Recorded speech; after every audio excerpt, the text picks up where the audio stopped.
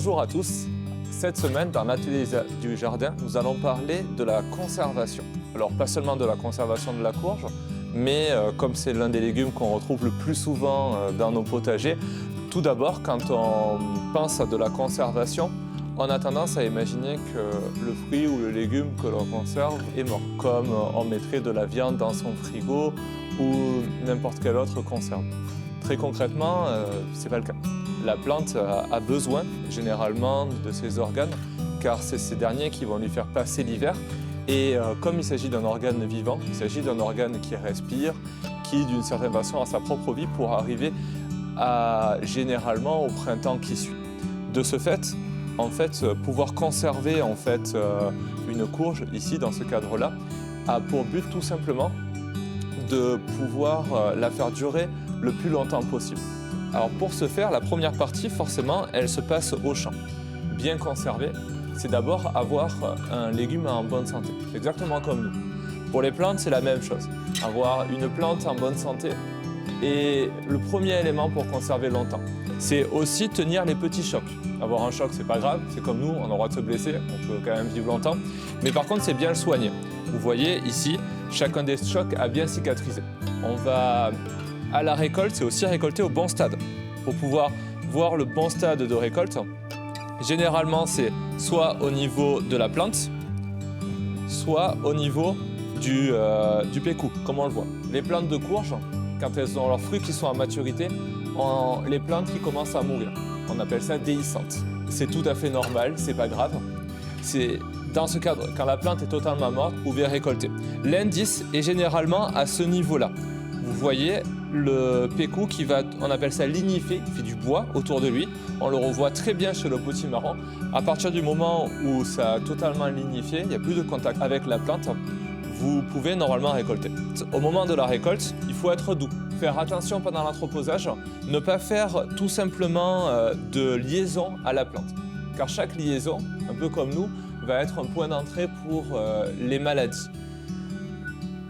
Une fois que vous avez fini de récolter, si vous êtes en conditions humides, ce qui est important, c'est de permettre à la plante de sécher. Généralement, s'il fait beau, vous pourrez la mettre dehors pendant quelques jours et ça va permettre tout simplement à sécher la totalité de la courge. Si vous êtes dans des conditions humides, mettez-la dans une pièce sèche et tempérée, à l'intérieur de votre maison par exemple, pour permettre ce séchage. Ne vous inquiétez pas, vous n'aurez pas besoin de conserver ensuite la courge pendant toute la saison hivernale chez vous, pour ensuite la mettre dans votre cave. Une fois que vous avez fini, tout simplement, privilégiez un lieu avec une hygrométrie qui est inférieure à 70%. Une cave bien aérée fait l'affaire et dont les températures vont être aux alentours de 12 degrés ou légèrement en dessus. Concernant les maladies vont généralement utiliser, on le voit ici, soit un point d'entrée, on voit qu'il y a eu certainement un petit choc à ce niveau-là, ou par le dessous ou le dessus du fruit. C'est pour ça qu'il est très important de ne pas les prendre par le dessus, ce qui en fait crée des liaisons, mais de toujours prendre la courge entière de cette manière-là. Je vous ai parlé ici des courges, c'est certainement l'exemple qu'on a le plus souvent, à savoir ce que j'ai expliqué est vraiment limité à ce type de légumes qu'on appelle les cucurbitacées. On va aussi le retrouver pour la courgette que l'on voit ici. Ce n'est pas le cas pour tous. Certains vont se conserver dans des conditions plus froides. Je vais prendre l'exemple de la carotte. La carotte, elle, va avoir des conditions de conservation qui vont être entre 0 et 4 degrés.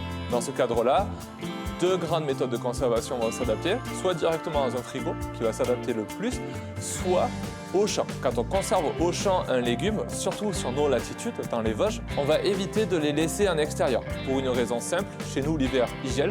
Et quand il gèle, exactement comme sur notre peau, ça fait des meurtrissures qui sont parfois invisibles à votre œil, mais qui vont encore une fois faire des points d'entrée. Pour conserver ces légumes-là, si vous voulez le faire dans votre potager, je vous conseille de faire un trou dans lequel il n'y a pas de stagnation d'eau, c'est très important, et de conserver dans un trou pour pouvoir conserver une température qui est proche de 0 degré. Enfin, à savoir, ces légumes-là, la carotte en l'occurrence, peut se conserver avec de la terre. C'est pas grave et c'est même conseillé. Je vous remercie pour votre attention et vous donne rendez-vous la semaine prochaine pour un nouvel atelier.